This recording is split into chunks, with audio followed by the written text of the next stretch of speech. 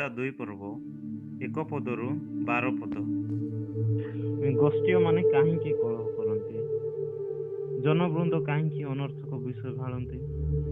ସଦାପ୍ରଭୁଙ୍କ ବିରୋଧରେ ଓ ତାହାଙ୍କ ଅଭିଷିକ୍ତ ବ୍ୟକ୍ତିଙ୍କ ବିରୋଧରେ ଭୂପତିଗଣ ଠିଆ ହୁଅନ୍ତି ଓ ଶାସନ କର୍ତ୍ତୃଗଣ ଏକତ୍ର ମନ୍ତ୍ରଣା କରନ୍ତି।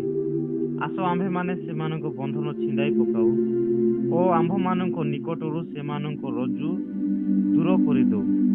ଯେ ସ୍ୱର୍ଗରେ ଉପବିଷ୍ଟ ସେ ହସିବେ, ପ୍ରଭୁ ସେମାନଙ୍କୁ ପରିହାସ କରିବେ।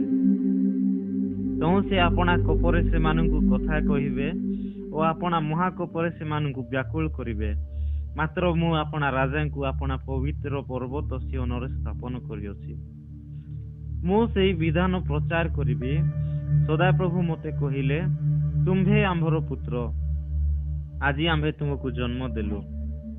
ଆମ୍ଭ ନିକଟରେ ମାଗ, ତେବେ ଆମ୍ଭେ ତୁମ୍ଭର ଉତ୍ତରାଧିକାରୀ ନିମନ୍ତେ ଗୋଷ୍ଠୀମାନଙ୍କୁ ଓ ତୁମ୍ଭର ଅଧିକାର ନିମନ୍ତେ ପୃଥିବୀର ପ୍ରାନ୍ତ ଭାଗ ସବୁ ତୁମ୍ଭକୁ ଦେବା।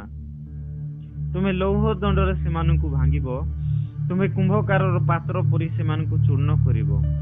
ଏହେତୁ ହେ ରାଜଗଣ, ତୁମେମାନେ ଏବେ ଜ୍ଞାନବାନ ହୁଅ। ଏ ପୃଥିବୀର ବିଚାର କର୍ତ୍ତୃଗଣ, ତୁମେମାନେ ଶିକ୍ଷା ଗ୍ରହଣ କର।